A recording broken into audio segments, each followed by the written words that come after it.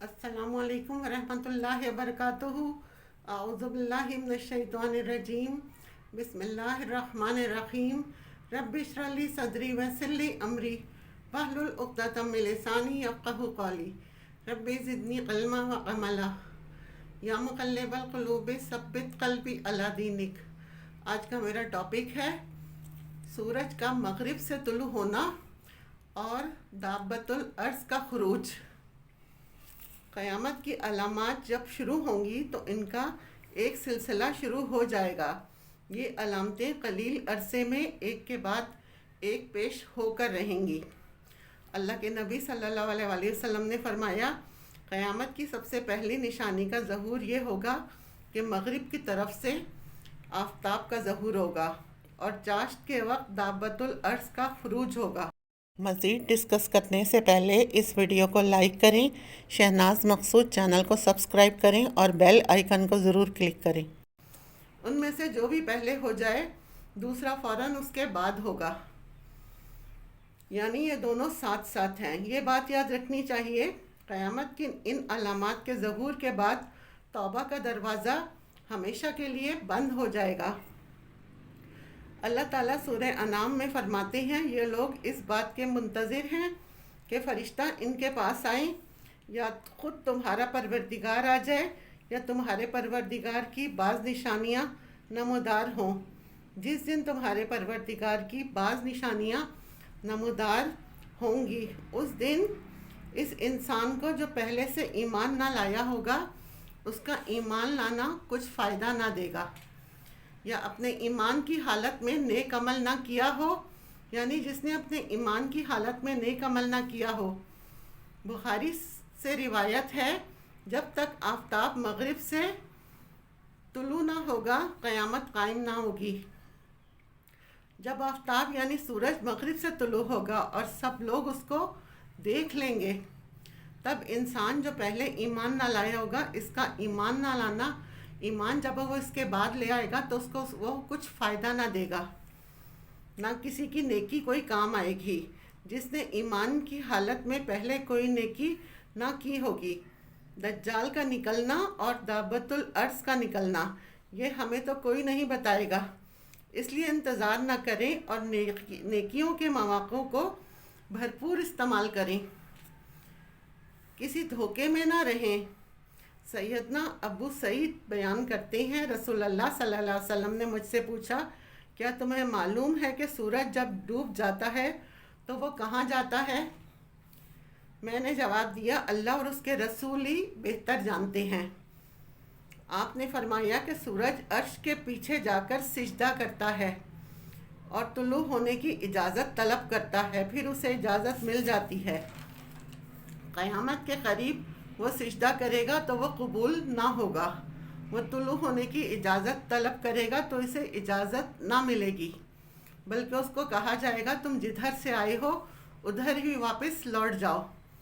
یہ الٹا چل پڑے گا، چنانچہ سورج مغرب کی جانب سے طلوع ہوگا۔ بس یہ اللہ کے اس ارشاد کی طرف تشبیہ ہے، وَالشَّمْسِ تَجْرِی لِمُسْتَقَرٍّ لَہَا، سورج اپنے ٹھکانے کی طرف جا رہا ہے۔ آپ نے کہا اس کا ٹھکانہ عرش کے نیچے ہے، وہاں جا کر بالآخر ٹک جائے گا۔ دابۃ الارض قرآن مجید میں آتا ہے، سورہ نمل کی آیت نمبر 82، 82 آیت، وَإِذَا وَقَعَ الْقَوْلُ عَلَيْهِمْ أَخْرَجْنَا لَهُمْ دَابَّةً مِّنَ الْأَرْضِ تُكَلِّمُهُمْ أَنَّ النَّاسَ كَانُوا بِآيَاتِنَا لَا يُوقِنُونَ، اور جب عذاب کے بعد پوری ہونے کا وقت آ جائے گا تو ہم ان کے لیے زمین سے ایک جانور نکالیں گے اور وہ ان سے کلام کرے گا کہ فلاں فلاں لوگ ہماری آیتوں پر یقین نہیں رکھتے۔ زمین سے ایک جانور نکلے گا اور وہ کہے گا کہ فلاں فلاں ہماری آیتوں پر یقین نہیں رکھتا۔ آپ نے دیکھا ہے کہ کبھی کوئی چھوٹا بچہ ماں باپ کو جھٹلا رہا ہو، کتنی امبیرسمنٹ ہوتی ہے۔ اگر کوئی جانور اٹھ کر کہے کہ فلاں فلاں ایمان والا نہیں تو کیا کیفیت ہوگی اس کی۔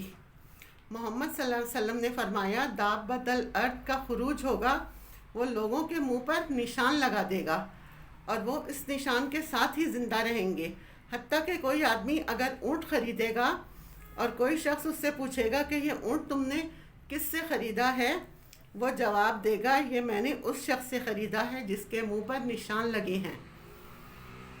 یہ مسند احمد کی روایت ہے۔ ویسے تو چھوٹی چھوٹی آزمائشیں جو ہیں وہ بھی بڑا انسان کو نکھار دیتی ہیں، پھر بھی ہم خود بھی ڈٹے رہتے ہیں اور دوسروں کو ایکسکیوزز دیتے رہتے ہیں۔ یہ اس نے جھوٹ بول دیا، خیانت کر دی، وعدہ خلافی کر دی، خود ہی اپنے آپ کو تعویلیں دیتے رہتے ہیں۔ نہ ہمیں اپنے آپ پر یقین ہوتا ہے نہ کسی اور پر، ملا جلا معاملہ رہتا ہے۔ قیامت کے دن تو پوری چھانٹی ہو جائے گی، لیکن اس سے پہلے جیسے پڑھا ہے مومن اور کافر دو بڑے خیموں میں ہوں گے، پھر مختلف طریقوں سے لوگ الگ الگ ہوں گے، کچھ دجال کے ساتھ ہوں گے، کچھ اس کے خلاف ہوں گے، کچھ عیسیٰ علیہ السلام کے ساتھ ہوں گے، پھر دابت الارض نشان لگا دے گا۔ اس سے پہلے یہ سب ہو ہمیں کیا کرنا چاہیے؟ اپنے ظاہر اور باطن کو ایک کرنے کی کوشش کریں۔ سب سے پہلے نعمتوں کا شکر ادا کرنا سیکھیں۔ انسان سے عافیت، اللہ سے عافیت اور ہدایت مانگی جائے، کیونکہ بھاگ کر جائیں گے کہاں؟ نظر اس پر رکھیں، پوچھ کس کی ہوگی؟ میرا کیا فرض بنتا ہے؟ مجھے کیا کرنا ہے؟ حضرت عیسیٰ علیہ السلام جب دجال کو قتل کر دیں گے، پھر وہ ان لوگوں کے پاس آئیں گے جن کو اللہ نے دجال کے شر سے بچایا ہوگا، ان کے منہ پر ہاتھ پھیریں گے اور ان کو جو جنت میں درجات ملیں گے ان کا ذکر کریں گے، کیونکہ جتنی بڑی آزمائش ہوتی ہے اتنا ہی بڑا درجہ ہوتا ہے، کیونکہ فتنہ ظاہر ہونے کے بعد اعمال قبول نہ ہوں گے۔ جو اللہ کو جتنا محبوب ہوتا ہے اس پر اتنی ہی بڑی آزمائش آتی ہے۔ اینڈ آف دا ڈے کو یاد رکھیں، اپنی اپنی قبروں میں جانا ہے، ہمیں اپنے لیے خود ہی کرنا ہے۔ ہم کسی دوسرے کے بارے میں نہ پوچھا جائے گا، ہمارے اپنے بارے میں ہم سے پوچھا جائے گا۔ زلزلے کی تائید قرآن مجید کی صورت زلزال سے ہوتی ہے۔ اذا زلزلت الارض زلزالہا واخرجت الارض اثقالہا وقال الانسان ما لہا، جب زمین اپنی پوری شدت کے ساتھ ہلا دی جائے گی اور زمین اپنے اندر کے سارے بوجھ نکال کر باہر ڈال دے گی، اور انسان کہے گا کہ اس کو کیا ہو رہا ہے۔ قرآن مجید کی آیات سے پتہ چلتا ہے کہ اس کائنات کے رائج قوانین میں تبدیلی آ جائے گی، یعنی جب انسانی زندگی کی مقرر میعاد ختم ہو جائے گی تو ان قوانین کی مدت بھی ختم ہو جائے گی۔ مثلا زمین کی ہولناک لرزش کی وجہ سے پہاڑوں کی چٹانیں چٹک جائیں گی، پہاڑوں کے اونچے اونچے ٹیلے ریت کے ذرے ہو جائیں گے اور بالآخر سراب ہو جائیں گے، اور زمین ایک جٹیل میدان کی شکل اختیار کر لے گی۔ اسی طرح سمندر پھٹ جائیں گے اور ان کا پانی بہہ نکلے گا اور بھاپ بن کر اڑ جائے گا۔ سیاروں کا نظام درہم برہم ہو جائے گا، ان کی رفتار تبدیل ہو جائے گی، چاند سورج یکجا کر دیے جائیں گے، آسمان ٹکڑے ٹکڑے ہو جائے گا، ساتوں آسمان اس طرح لپیٹ دیے جائیں گے کہ جس طرح ساتوں آسمان بڑی فائل پر لپیٹ دیے جائیں گے، جیسے رول کر دیے جاتے ہیں۔ قرآن مجید میں 3 قسم کے سور پھونکنے کا ذکر ہے۔ جب پہلا سور پھونکا جائے گا تو زمین اور آسمان پر سخت خوف ہوگا، پھر دوسرا سور پھونکا جائے گا تو سب ذی حیات مر جائیں گے، پھر ایک زمانہ بیت جائے گا جس کی مدت اللہ کے سوا کوئی نہیں جانتا کہ کتنا عرصہ لوگ مرے رہیں گے، پھر تو تیسرا سور پھونکا جائے گا، یہ دوبارہ زندہ ہوں گے اور اپنے اٹھائے جانے کا سور ہے۔ اس کے اثر سے مرے ہوئے لوگ دوبارہ زندہ ہوں گے، اپنی اپنی قبروں کی طرف سے نکل کر اپنے رب کی طرف دوڑیں گے۔ سخت ترین پیشی ہوگی، لوگ قبروں سے نکل کر ایک میدان میں اکٹھے ہوں گے، یہ حشر کا میدان کہلائے گا۔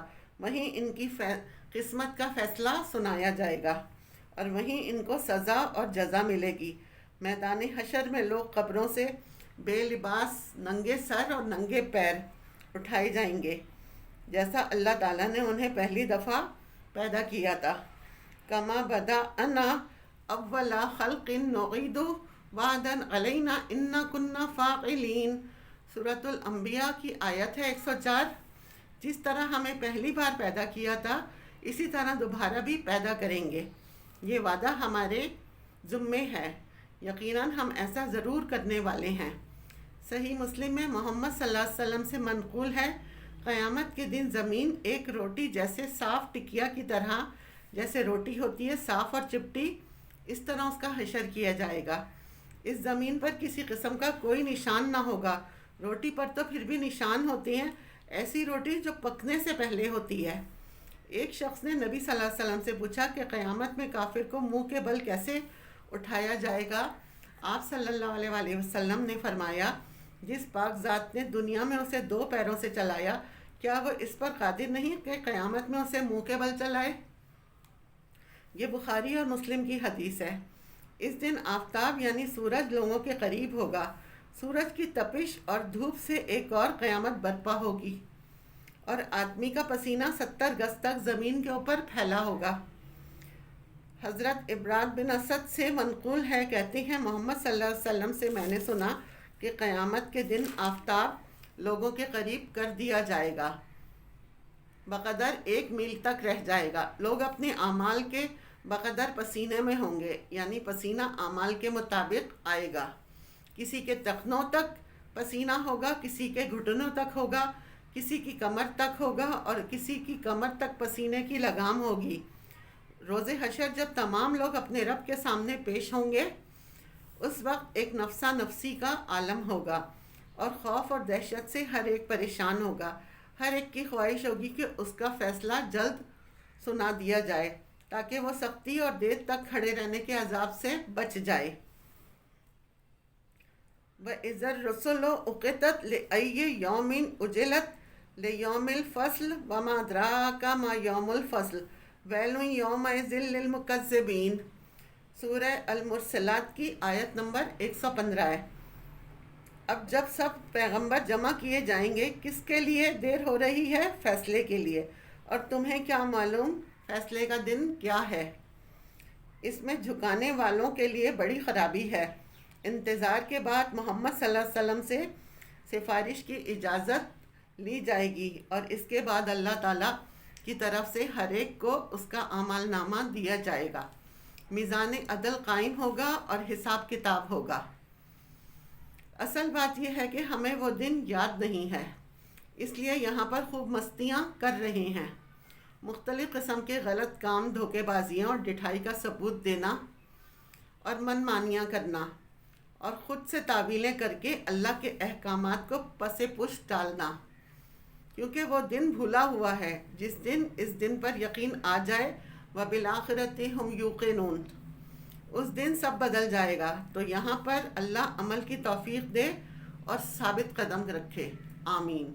وآخر دعوانا الحمد للہ رب العالمین۔